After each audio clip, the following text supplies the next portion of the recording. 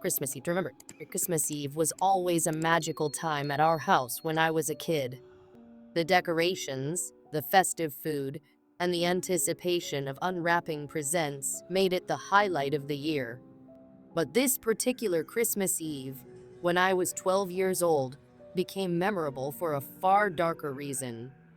Every year, my family would gather at our home to celebrate. It was a tradition grandparents, uncles, aunts, and cousins would pile into the house, filling it with laughter and warmth. My mom loved hosting. She'd spend days preparing for the feast, making sure every dish was perfect. My dad, however, was less enthusiastic. He preferred to stay out of the way, especially since he was battling a nasty cold that year. The day started like any other Christmas Eve. My mom and I were in the kitchen early, peeling potatoes, basting the duck, and prepping desserts. She called me her little sous chef, a title I wore proudly. By noon, the house was a flurry of activity. The Christmas tree twinkled in the living room, and the scent of cinnamon and roasting duck wafted through the air. The first wave of family arrived around 3 p.m. Uncle Joe came in with his booming laugh, followed by my cousins Chris and Valerie, who were closest to my age. As soon as they stepped in, Chris waved a shiny game case in the air. "Look what I got," he announced, grinning from ear to ear. It was just PlayStation, a game I'd been dying to play. "Let's play," I shouted, barely able to contain my excitement. We bolted upstairs to my room and booted up the console. The familiar sound of the PlayStation's startup screen filled the room, and we settled in for some serious gaming. For a while, it felt like the perfect Christmas Eve, laughing, competing, and teasing each other as we raced through the virtual streets. But just as I was about to win a round, Mom's voice cut through the noise. "Get down here now," she yelled from the kitchen. I groaned. What does she want now? Reluctantly, we paused the game and trudged downstairs. The kitchen was a hive of activity, and Mom's stress levels were visibly high. She handed me a stack of plates and directed me to set the table. Chris and Valerie, sensing an opportunity to escape chores, quickly disappeared into the living room. By the time dinner was almost ready, the house was buzzing with the chatter of relatives catching up and the occasional burst of laughter. I was just about to sneak back upstairs when Mom called out again. "Oh no, I forgot the stuffing mix." "Can you grab it from the basement?" she asked, her hands full with the roasting pan. The basement. I hated the basement. It was always cold and dimly lit, with creaky stairs and a faint musty smell that made my skin crawl. But I didn't want to argue with Mom, not when she was in one of her "don't test me" moods. I grabbed a flashlight from the counter and made my way downstairs. The wooden steps groaned under my weight, and the air grew colder with each step. The basement was mostly used for storage. Old furniture, holiday decorations, and boxes of who knows what cluttered the space. The shelves behind the bar served as a makeshift pantry where Mom kept extra food supplies. I navigated the maze of boxes and found the stuffing mix on the second shelf.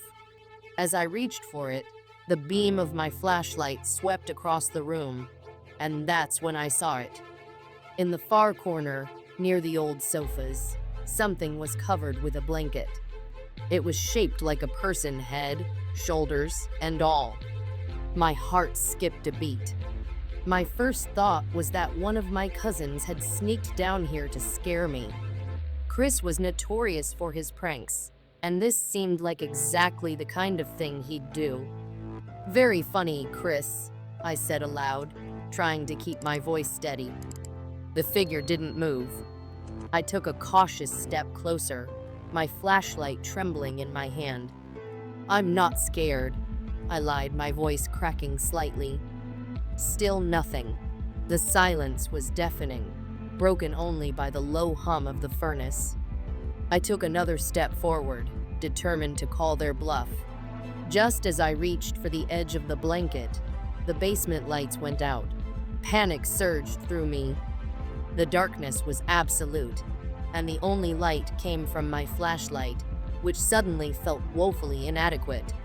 Before I could react, the door at the top of the stairs slammed shut with a loud bang. "Chris." "Valerie," I yelled, my voice echoing in the cold, empty space. "This isn't funny." There was no response. My breathing grew rapid as fear began to take hold. I swung the flashlight beam toward the stairs, hoping to see someone standing there, laughing at my expense. But the doorway was empty. "Okay, fine. You win. Just turn the lights back on," I shouted. No answer.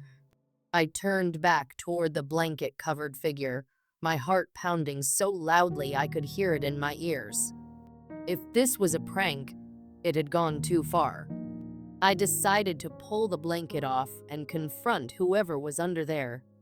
Slowly, I crept closer, each step feeling heavier than the last. With a burst of courage, I yanked the blanket away and screamed, hoping to scare them. But my scream turned into a gasp of terror. There was no one there. The blanket fell to the floor, revealing nothing but the worn-out sofa beneath it. Before I could process what was happening, a hand clamped down on my neck from behind. It was rough and strong, the grip tightening as I struggled. I tried to scream, but the pressure on my throat turned my cries into choked gasps. The flashlight slipped from my hand, rolling across the floor and casting eerie shadows on the walls. I thrashed and kicked, desperate to break free, but the grip only tightened. Suddenly, the basement door flew open, flooding the room with light. The hand released me, and I collapsed to the floor, gasping for air. I looked up to see my mom and a few relatives rushing down the stairs, their faces pale with alarm. "What happened?" Mom asked, kneeling beside me. I pointed toward the backyard door, which was now wide open. "He went that way," I managed to say, my voice shaking. "Who?" Uncle Joe asked, his eyes scanning the room. "I don't know." He grabbed me. Without hesitation, Uncle Joe and another relative ran out into the cold night, chasing after the intruder. My mom held me tightly, her hands trembling as she tried to comfort me. The rest of the family huddled together, their faces a mix of fear and confusion. The police arrived shortly after, taking my statement and examining the basement. They found footprints leading from the backyard door, but nothing else. The officer suggested the man might have been a homeless person seeking shelter, though that did little to ease my fear. Later, Chris and Valerie sheepishly admitted they had turned off the lights and slammed the door as a prank, never realizing there was someone else in the basement with me. Their guilt was evident, but no amount of apologies could erase the terror I'd felt. That night, we double-checked every lock and window in the house. My parents even installed new security measures the following week. Christmas Eve was never the same after that. The warmth and laughter that once defined the holiday were now tinged with a lingering sense of unease. To this day, I can't go into a basement without feeling a chill run down my spine. That Christmas Eve taught me a hard lesson about fear, vulnerability, and the unexpected dangers that can lurk in the most familiar places. It was Christmas night, 2021, a Saturday evening. I had traveled up to Vermont to spend the holiday with my family, planning to stay through the weekend. Vermont was picturesque as always during the winter. A pristine layer of snow blanketed the ground, and the air carried that crisp, icy smell unique to the season. Our gathering was small since our family is spread across the East Coast. My parents, my older brother and his girlfriend, my aunt and uncle, and I made up the group. Despite the modest size, it was cozy, and the holiday spirit filled the air. After dinner, we stuck to our tradition of watching a movie by the fireplace. This year, it was my dad's favorite, Badsane. The film's irreverent humor filled the room with laughter, and for a while, everything felt perfect. Afterward, we indulged in pumpkin pie and ice cream, savoring the rich flavors and warmth of the evening. We capped the night with a few rounds of card games. By the time the clock struck 11 p.m., everyone started settling into their sleeping arrangements. My brother and his girlfriend claimed one of the guest rooms, while my aunt and uncle took the other. As for me, I got the pull-out couch in the living room, right by the Christmas tree and the dying embers of the fireplace. I didn't mind, it felt warm and festive, a fitting end to a lovely day. As I prepared for bed, I turned off the TV and the Christmas tree lights, leaving the room nearly pitch black, except for the faint glow of the fading fire. The living room's high ceilings, which usually felt grand, now gave the space an eerie emptiness in the darkness. I nestled under the thick quilt, letting the comforting scent of pine and wood smoke lull me into a light sleep. But what came next was anything but comforting. I drifted into a dream, a vivid one. In it, my family and I were at my uncle's house instead of my parents' home, and more relatives were present, including my cousin Jackie and Aunt Melissa, who hadn't been with us that year. It was a typical family dinner scene, chatter, laughter, and clinking glasses until everything shifted. The voices ceased, and a strange stillness settled over the room. One by one, everyone turned to look at me, their expressions devoid of warmth. My Aunt Melissa leaned forward, her face unusually solemn, and her voice dropped to a hushed tone. "There's someone in the house. Wake up." The words yanked me out of sleep like a physical jolt. My heart hammered in my chest as I sat up, disoriented. The room was silent except for the faint creaks of the old house settling. The fire had completely died out, leaving the space cloaked in darkness. The towering Christmas tree now seemed ominous, its shadow stretching across the walls like skeletal fingers. I tried to shake off the unsettling remnants of the dream, but something felt off. That's when I heard a soft creak coming from the kitchen. My breath hitched as I turned toward the doorway connecting the living room to the kitchen. At first, I saw nothing but shadows.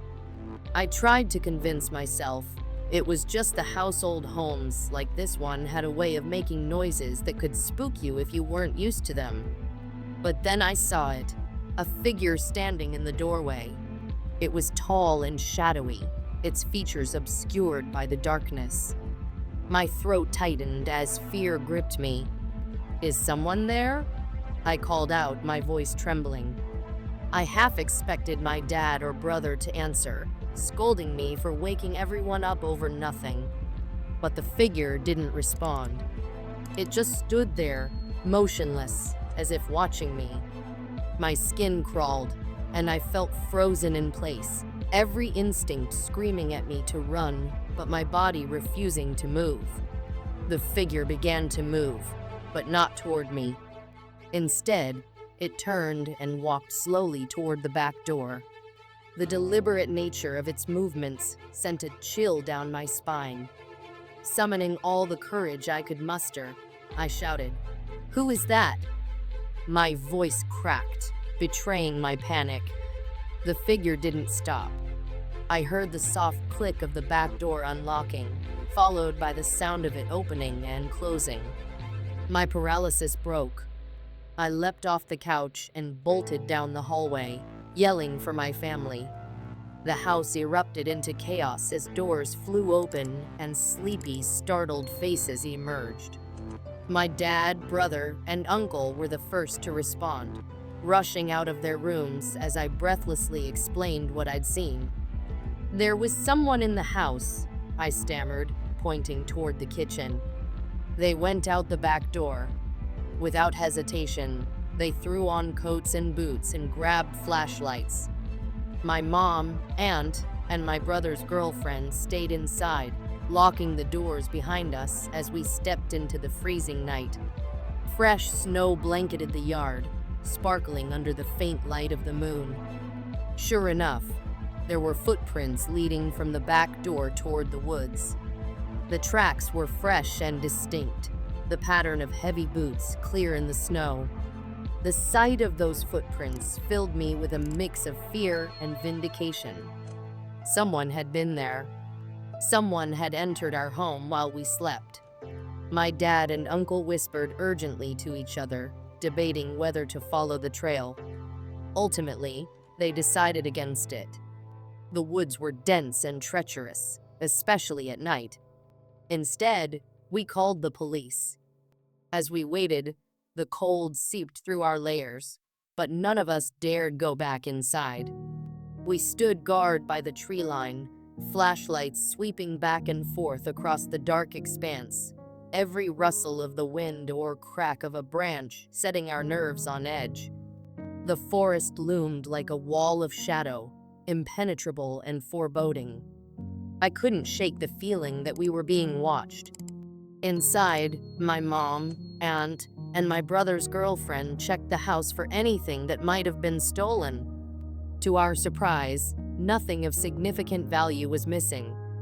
No expensive gifts, no wallets, no jewelry. The intruder had taken nothing. It didn't make sense, and that made it all the more unnerving. Why had they come? When the police arrived, they followed the footprints as far as they could, but the trail disappeared deeper into the woods, swallowed by the thick underbrush. The officers assured us they would patrol the area and urged us to remain vigilant, but there wasn't much else they could do. With no clear evidence or motive, the case was left open-ended. They left, and we were left with the unsettling reality that someone had chosen our house that night for reasons we might never understand. The rest of the night was restless. My family stayed up together in the living room, unwilling to go back to sleep. We took turns keeping watch, but nothing else happened. Despite the warmth of the fire we rekindled and the closeness of my family around me, I couldn't shake the image of that shadowy figure standing in the doorway, its presence etched into my mind. By morning, the daylight brought some relief, but the unease lingered. As we talked over breakfast, theories flew back and forth. Maybe it was a burglar who got spooked when they realized the house wasn't empty. Maybe it was someone seeking shelter from the cold. Or maybe it was something else entirely. The lack of answers only deepened the mystery. When I packed up to leave on Monday, the feeling of unease returned with full force. As I loaded my car, I glanced toward the woods one last time, half expecting to see someone standing there, watching. Of course, there was no one, just the silent expanse of trees and snow. But the memory of that night stayed with me, a chilling reminder that even on the most festive of nights, the darkness can hold secrets we'd rather not uncover. Even now, when I think back to that Christmas, I feel a shiver run down my spine. It's not the memory of the gifts or the laughter or the cozy warmth of the fire that stays with me. It's the shadow in the doorway, the footprints in the snow, and the question that still haunts me. What did they want? And will they come back?